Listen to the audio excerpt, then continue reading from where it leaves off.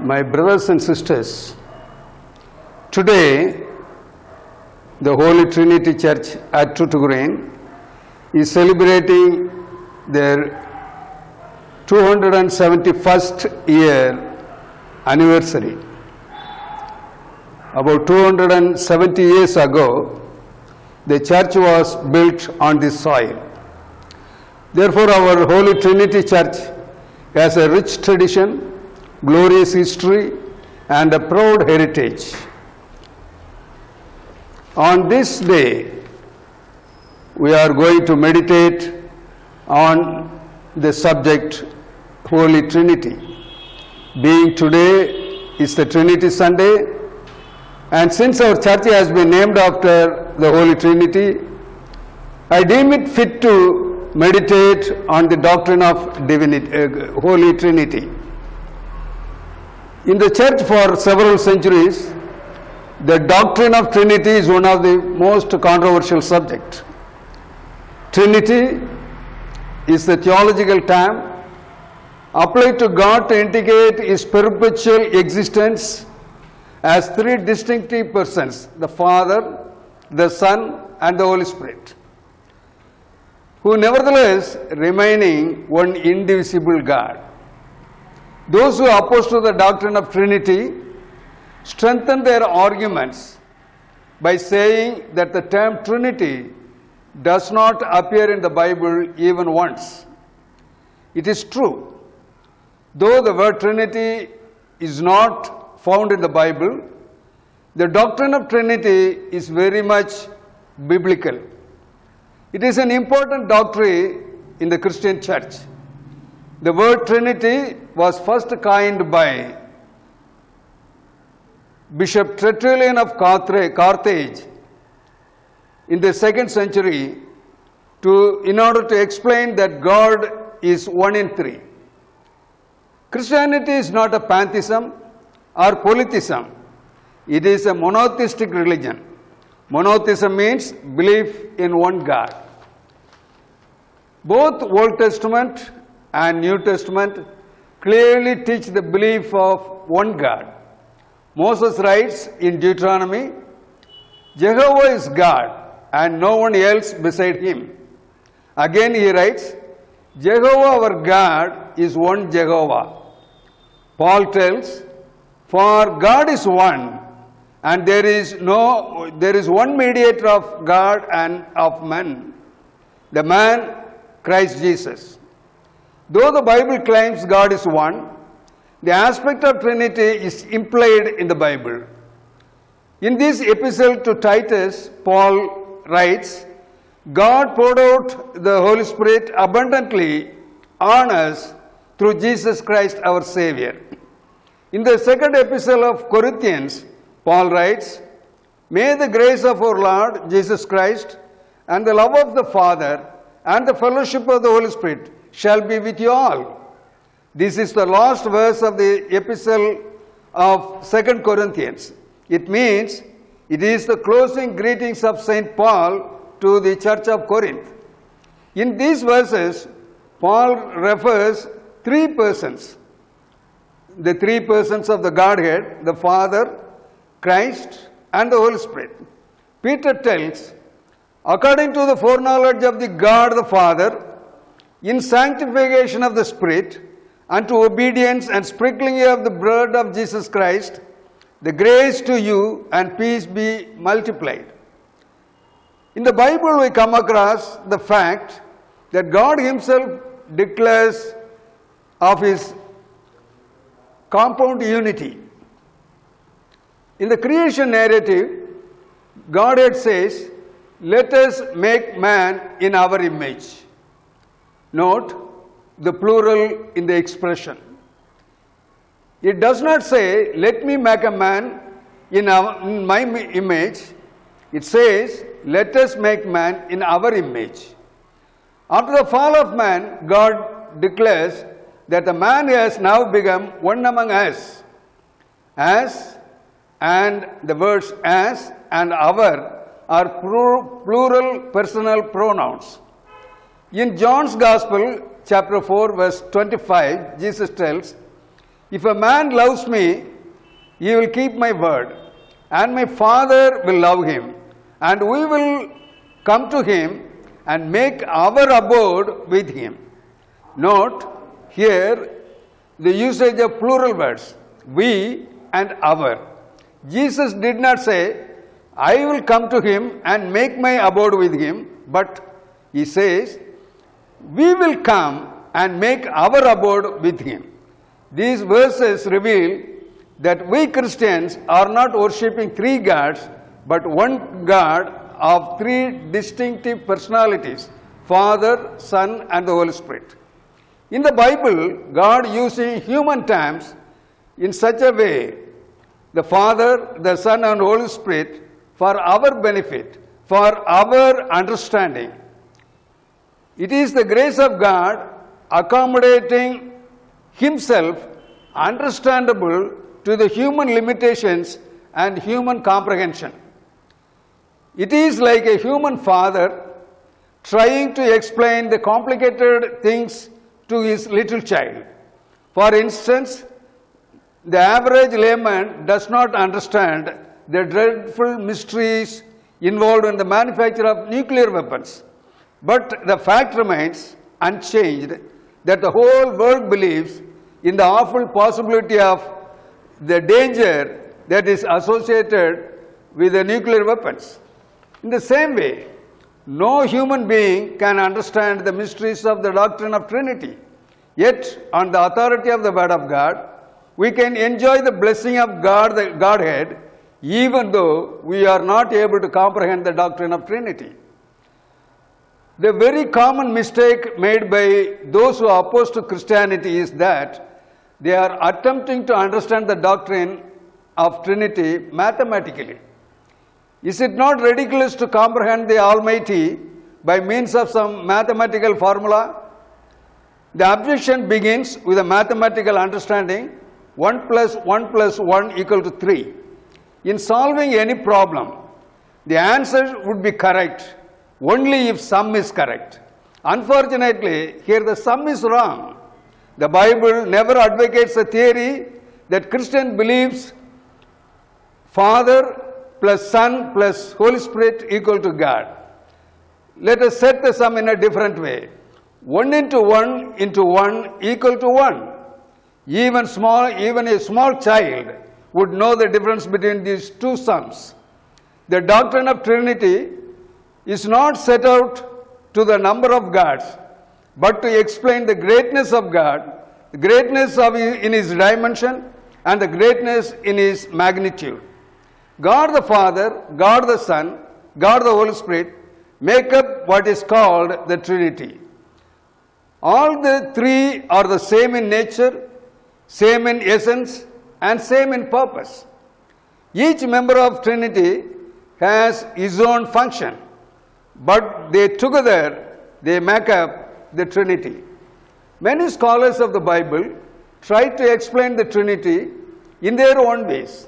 Someone compared the Trinity to an unbroken egg. The egg shell, the egg yolk, and the egg white.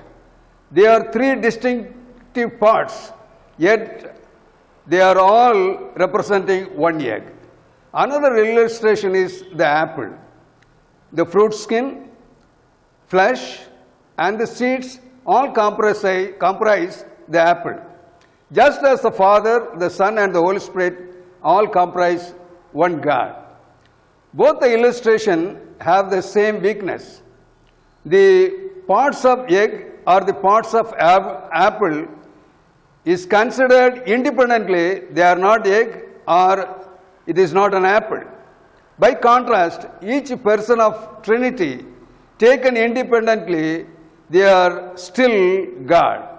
Another one compared the Trinity with water, which is in three forms: ice cubes, steam, liquid water.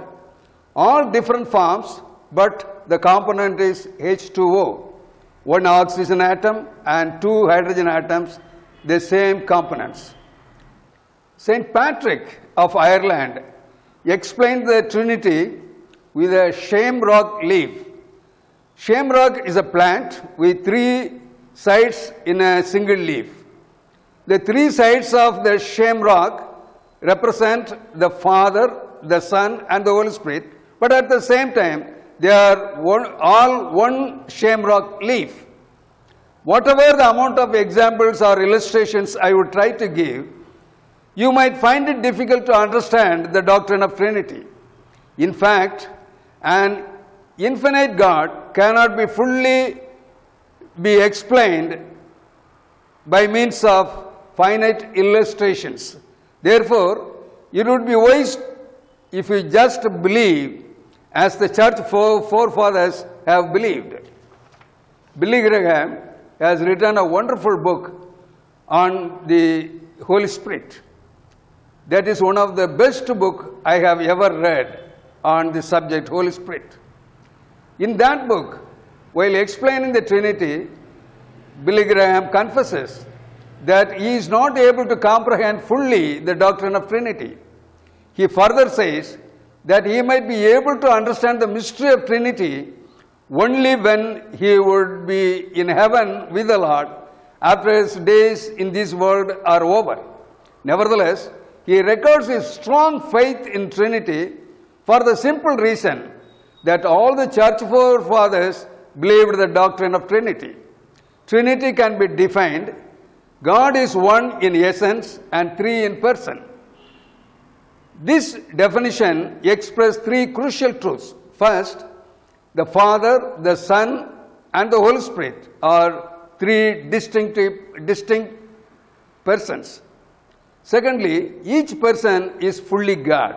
Thirdly, there is only one God. Despite the theological definition, the doctrine of Trinity raises certain difficult questions.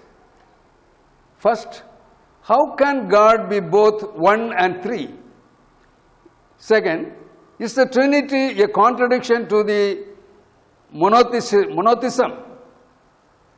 If Jesus is God, why do the Gospel records the instances where he prayed to God? Of course, I agree, the concept of triune God is more difficult to comprehend. But we have to remember one thing: just because we are unable to comprehend something, we cannot the existence of that thing. Faith is not believing in something that does not exist, but in believing in something which exists though we could not comprehend. Could you able to comprehend everything around us? I am sure you cannot comprehend so many things around you in this world.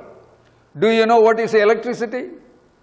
What are all the components of electricity? We do not know. Yet we believe and we use it.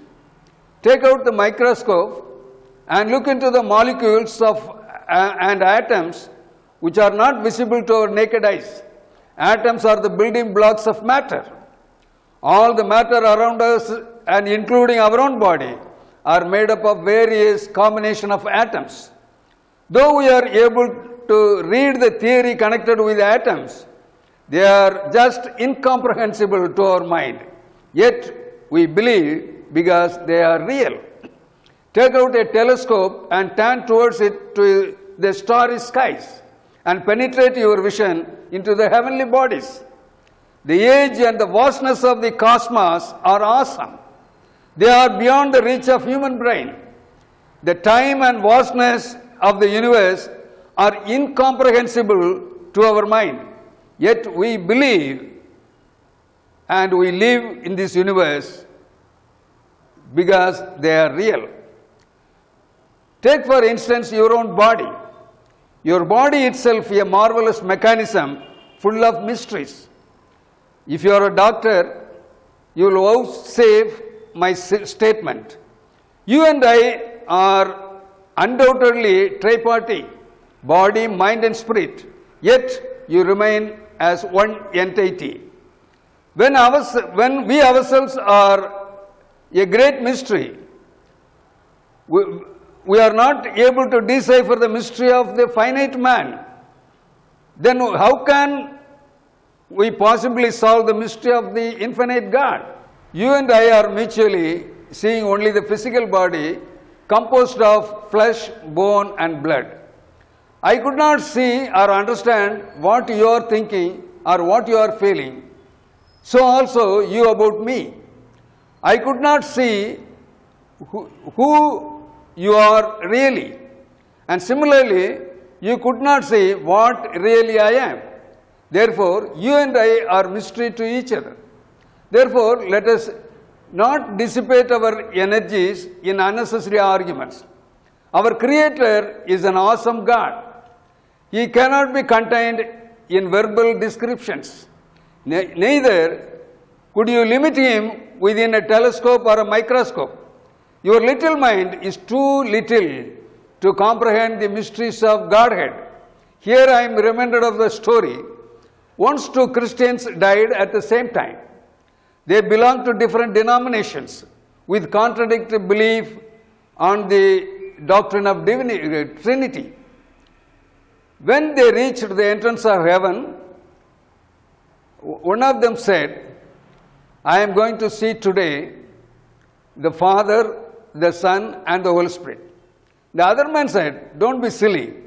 There are no three persons. God is one. I am going to see that one God. Apostle Peter was waiting for them at the door, entrance of the door, with the keys of heaven to get them admitted. But both of these persons busily engaged in the hair-splitting arguments, quoting the scripture words and doctrinal reference books. But both these persons busily engaged in hair-splitting arguments, quoting the scripture words and doctrinal reference books.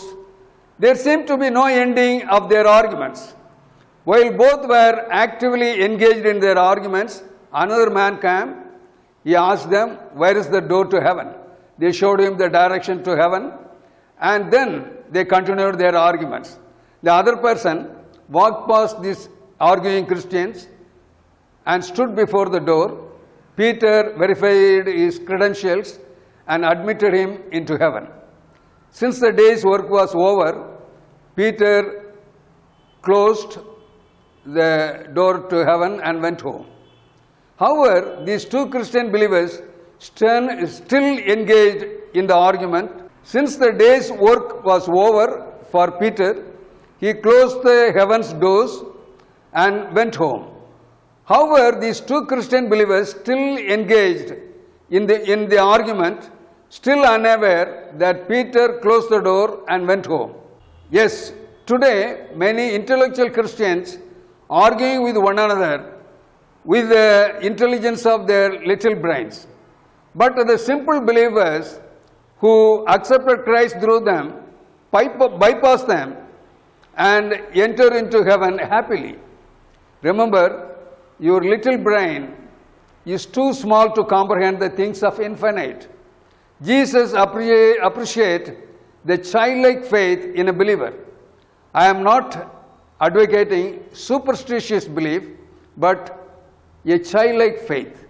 Let us just believe the Trinity, which has been handed down to us by the apostles and the church forefathers. Let us join with Gregory, the Archbishop of Constantinople, who said, I love God because I know Him. I adore Him because I cannot comprehend Him. May God bless these verses. Thank you. Let us bow our heads for a word of prayer. Our loving Heavenly Father, on this 21st anniversary of our church, we thank you for all the good things you have given to us. Thank you for your abiding presence in our life journey. Let us enjoy your continued help, continued guidance, continued protection in the days and years ahead of us. We ask this prayer in the precious name of our Lord and Savior, Jesus Christ. Amen.